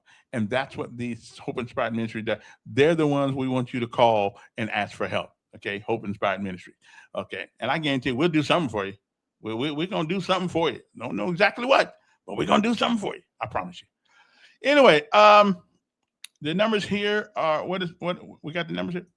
Now, back on to other things. Oh, we were talking about the budget, $375 million bond that the city wants. I think we got to get a mayor no-go on that one. We're giving the mayor a thumbs down on that one. Convention center expansion. I didn't know we had a convention center at all. Housing infrastructure. That word right there, what does that mean? Can somebody tell me what that means? Whose house are we talking about? I mean, are we talking about regular citizens' house? Are we talking about what does that mean? I mean, that's one of those housing infrastructure improvement. Mr. Mayor, somebody, City Council, what does that mean? I don't have a clue what that means. Who are we talking about? Everybody's house in Montgomery? Are we talking about only certain parts of town? Or we talking about people who need the underpinning done? We talking about trailers? What are we talking about here? That's too ambiguous. There's too much ambiguity in that statement. Okay, I don't know what housing infrastructure improvement. I mean, whose house? Everybody's house? I can live with that. A new sports complex and amphitheater. Why don't we got an amphitheater down there? Why don't we just fix it so it don't flood? Okay, let's fix it so it don't flood. Okay, city facility and service enhancements. I can kind of get with that. We don't need $375 million to do that. But I love the mayor. I like the mayor. I'm not much on that Democratic Party he belongs to, but I like the mayor. But sometimes we got to disagree, and I think we would disagree on this one right here because we got enough debt. We're already helping with the water thing. We're helping with that. So come on now. But I think Doug's gonna pull a rabbit out of his hat. I believe he is. I think the county commission is gonna look good in the end with the water thing because I think it's a great idea. We need something to take our mind off race in this city because everything that happens around has got something to do with race. Okay. So, according to the city's estimates, $200 million of the $375 million debt will go toward expanding the convention center. Oh, you said it. Where do we have a convention center? Okay, I mean, do we? Now, I kind of think we kind of need something like a convention center, but we certainly don't need a big one. Or we can use like that. What's that building over there? Is that the advertising building? I mean, we can use buildings that are already here. Montgomery is an important moment in history. Montgomery Mayor Reed is a statement on Tuesday. Our city continues to grow and compete for jobs, visitors, and private investment. We must also invest in the infrastructure, facilities, and neighborhoods that support that kind of growth. The proposal represents a long-term vision for building a stronger, more competitive, more vibrant Montgomery. And boy, I wish that was true. I mean, that sounds good to me. That's what we need. Grimes said at the meeting that the bond plan was using very vague details. I agree with the mayor. I agree with Grimes. Me and Grimes don't agree on everything, but we agree on that. He said it's a ton of money. If we borrow $375 million, we'll be real close to our legal limit. We'll probably borrow more money than the city has ever seen. It's a scary thing. They're very vague details, and I think Calhoun said the proposal would help attract concerts. Or really? Do we need some more? We got enough problem now. Do we really need to put concerts? Birmingham ain't that far away. Okay, Birmingham's not that far away. I don't know. And what kind of concert? You gonna bring Luther Vandross in here or something like that? Because if it's got anything to do with rap and young people, we don't need it. I'm sorry, we just don't need it. I haven't seen anything positive out of that genre of music. Nothing positive out of it. But if somebody got something, let me see it. We don't have. He said we don't have nowhere that people can sit. Calhoun said. When we talk about expansion, there are the things that we need to do. 100% of the people aren't going to agree on nothing that you do. That's true. I've heard everybody. I've heard statements. We're going to call for the vote. Vote your conscience. Get your projects or don't. Pruitt said he wants more time to discuss the proposal. I think that is a wise thing. I'm trying to figure out that housing thing though. I'm trying to figure out, are we going to start buying people houses now? I just want to know what that housing thing is all about, because I don't know. Yeah, I don't know what that means. No, we don't need them. We don't need no rap concert in Montgomery, Alabama. We got enough problem right now with the young folks we got. Housing, but the housing infrastructure improvement. Now that maybe the mayor can tell me. Should I call the mayor right now? Should I call him? Let's see if I can get him on the phone. Cause I'll just ask him. What is that? Let me see here, Mr. Mayor. I'll call the mayor right now just to find out. Well, yeah. Me and the mayor. Yeah, I got it. Yeah, I got his number. Yeah, we talk often. Let me see now. Where's the mayor's number at? See, I got it. I got his number. See, I got it. Okay. Let me see. Okay, Duke. What's up? Did I get you to talk last? Wait a minute, you did talk last time. I talked earlier this morning. Earlier. Oh, okay. I got something that just crossed my mind. I heard Orlando Mitchell said the reason he ran for office is because he got tired of running over potholes and all that. You remember that conversation? No, I don't remember that, but okay. I think he talked to you about it on the show. Okay, he may have. I don't know. Mm-hmm. And and that's the reason I was asking you yesterday. What motivates you to want to fix this area? What you think you need to fix? Give me something. Your Well, I'm like, what's your plan? When you say plan, plans are just there to be changed. When I look at the definition of plan and idea. I know the definition. I'm a wordsmith. I'm gonna use an example. Tocqueville always say he's gonna clean up Montgomery. That's an idea. Mm-hmm. So what's the plan on doing it? Again, you're gonna beat the hell out of everybody, make everybody stay at home. What's the plan? Again, before you make a plan. Now before you got to keep in mind, Kevin. Let me stop you for a second. I know I interrupt you a lot. Let me stop you for a minute. Keep in mind, you got approximately 8 more people running for this office. So you got to stand out. Yeah, already. We got to toughen you up a little bit and get you ready. I already stand out. But you can't pass a simple test. I'm asking you what motivates you to want to clean up your neighborhood. What simple test can I not pass? I wanted you to say something about a pothole, like my man said, pothole motivated him. And that's what motivated him. Okay. What motivated you? What you want to fix? But well, I didn't say I wanted to fix anything. Because somebody else come in there and some of the other candidates are going to tell what they see that area lacking of. And they're going to say, I'm going to strive to fix that problem for that area. But you come around and talk about culture. It's all about culture. See, it's more than damn culture. Can I speak now? Go ahead now. Okay. Everybody has their reason for running. I don't have a problem with anybody. I know, but people just go, hypothetically speaking, if I was in your area right now, Kevin, I ask you what you going to do for us, Kevin. You got to tell me something, baby boy. No, the first thing goddamn culture. Talking about culture. The culture is a big deal.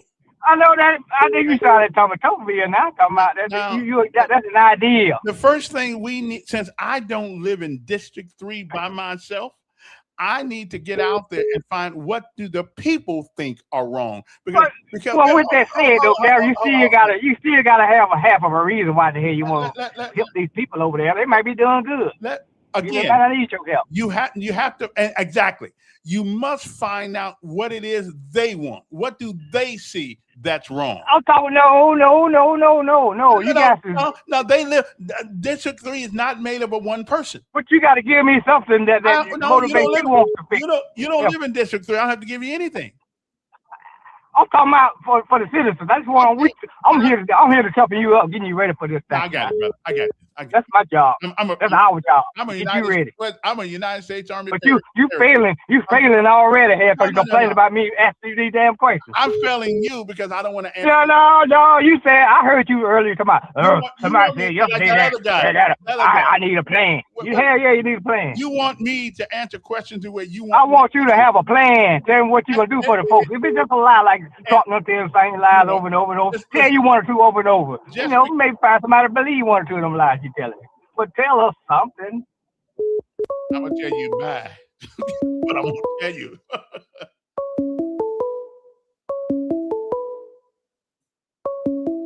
Don, I just got done talking to you.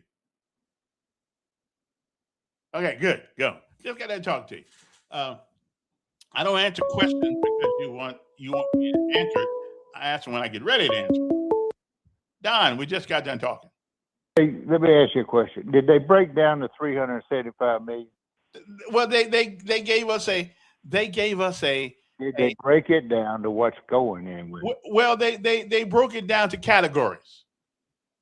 Yeah, I doubt it. But that housing, that's nebulous stuff. They say it that way because exactly. We can say anything bad about it, but it's not specific. But exactly. But let me ask you about something. You brought up the Black Wall Street yesterday. Yeah.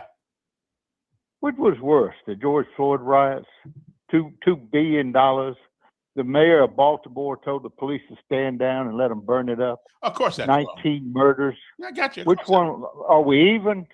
Well, we ain't even. Yeah, I mean, we You don't think the George Floyd riot made us even?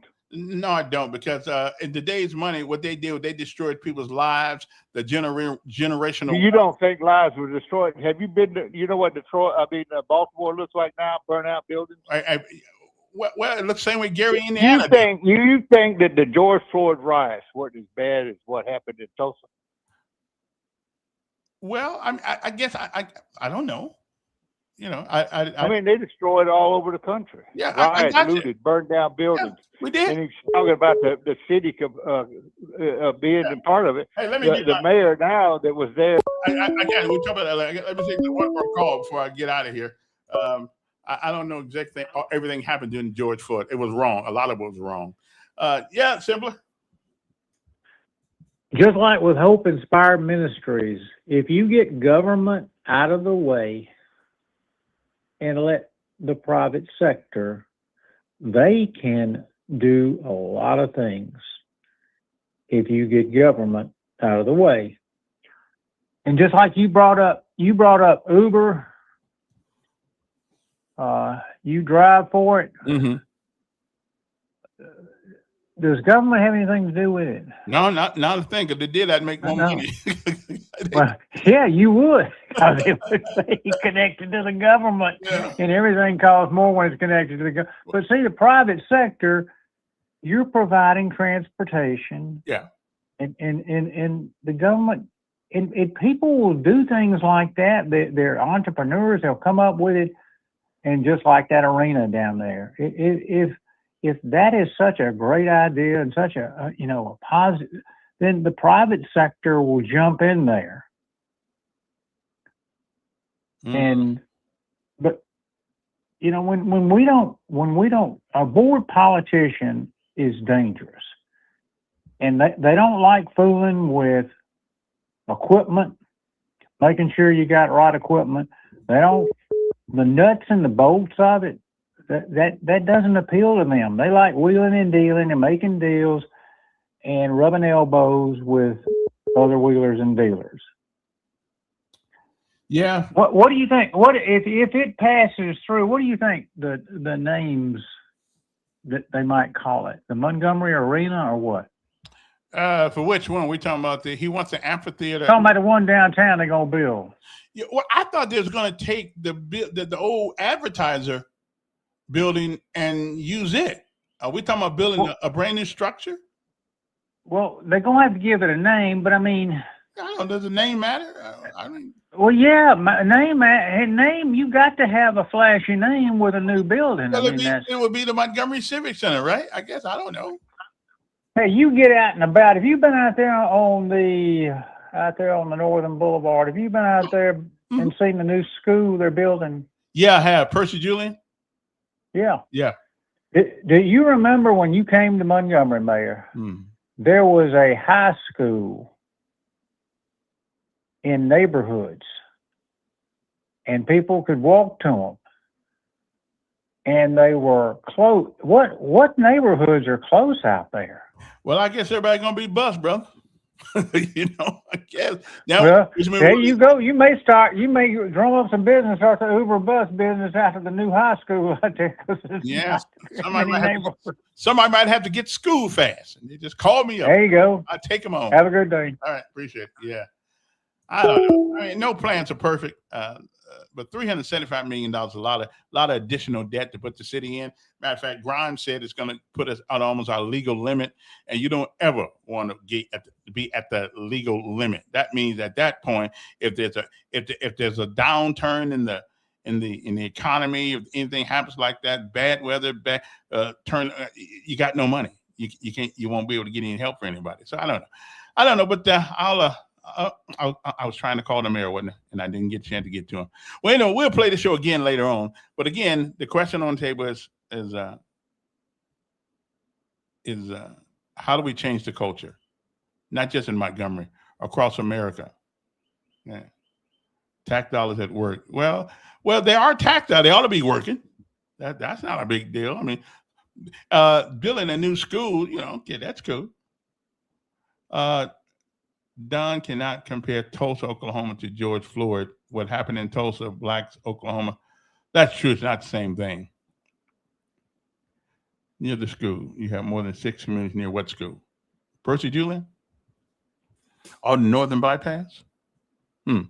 Anyway, I got to go. We'll hopefully get Lord say the same. We'll be back tomorrow. And I was trying to get the mayor on today. There's one more call before I go. Yes? Good morning, Kevin, and to your audience. Good morning. Don, I can't believe, because I've been listening to you for a while, and the things you say, sometimes you be true, but this one particular time, you shouldn't even open your dental to compare Tulsa, Oklahoma, to what happened with this so-called George Floyd thing, which I'm totally against. I can't understand why did it happen. But with this Tulsa, Oklahoma thing, this was all about jealousy. This was all about the have and the have-not. This was all about because people with good minds was building and doing things better. And one thing that I can say about it is that the money circulated within our own community. Mm-hmm. Now, that's one thing that's the reason why things was able to work in Tulsa, Oklahoma, until the government decided that they need and they had to burn it down. Everything that they need to do, either they're going to flood it out or they're going to burn it down. Like what they're doing now. They're flooding, there's things happening now. But we're going to stay with Tulsa, Oklahoma. The government decided to do this as well. I need Black people to know that when you are POW, you decide to build in another man's government, is not going to work. See, if we only understood that we are POWs here, and if we only understood that we are here, we are from here, this is our land. But I'm not going to even preach. I'm not a religious person. I don't believe in religion. I know religion is all about ignorance. So the point is that's not the only place where things like that happen as well. Things like that happen in Georgia. Things like that at Lake Lanier. They flooded Lake Lanier. It was a prosperous Black community. Did you know that Lake Martin was named after a Black person, a Black man? Kevin? No, I did not know that. Okay, well, do your research. But for Don to go back and say things like that, he need to get that right. You can talk all the crap you want, but I'm going to correct you on that. I'm on you. Don't you ever come on and say things like that, because your people did get jealous because our ancestors were prospering and doing better than you. And you guys got together and started with lies like you always do and decided to come into Black people's neighborhoods and communities and burn them down like you did in Florida. So we can go all the way back to Texas, Gainesville, Texas, Gainesville, Florida. There's a lot of places that these people, they had to burn it down, and they had to bring Martin Luther King in, because during that time, Black people were circulating money in their own communities. We have to do research on Martin Luther King. Did you know about J.L. Johnson? It was a guy way before him that did not believe in these things that Martin Luther King was doing, just inserting yourself on a group of people. It doesn't work that way. Martin Luther King was an evil man, and people need to understand that. If they only go back, and since y'all know everything, go look that up. Since y'all they want to give him up, go look at the things that he did and how they wanted to cover him up. His wife covered it up. If y'all say Nixon did not like him, Nixon did not release those files on Martin, though. Michael. Yeah. Whatever his name, he didn't release those files. If he disliked them, he could have released everything. But a lot of these things are redacted. But I'm just saying, Tulsa, Oklahoma was all about hatred, and that when you are a POW, you cannot build in another man's government. Look at us now. They had to give us Martin Luther King. They had to give us the civil rights movement. If they didn't, our money would have stayed exactly where it was. We did not need transportation and bus rides. It was black people owned buses. Okay, and with that, I gotta go. Time's up. I know, and also that doggone Rosa Parks, she was well off. Her husband had money. They had cars. This was a well-planned, orchestrated thing to bring down the blacks. And look at us now, but Don, I'm coming for you. Okay, hey, appreciate it. Gotta go. Lesson of life today is this: no matter how high you rise, coming down is inevitable. Take notice of how you rise, because the trip down is a lot faster than on the way up. Word of the day: adversary. What does that mean? It means an enemy or an opponent. You never know who your adversary really is. Have a great day, and hopefully we'll see you tomorrow. The good Lord says the same. Bye now.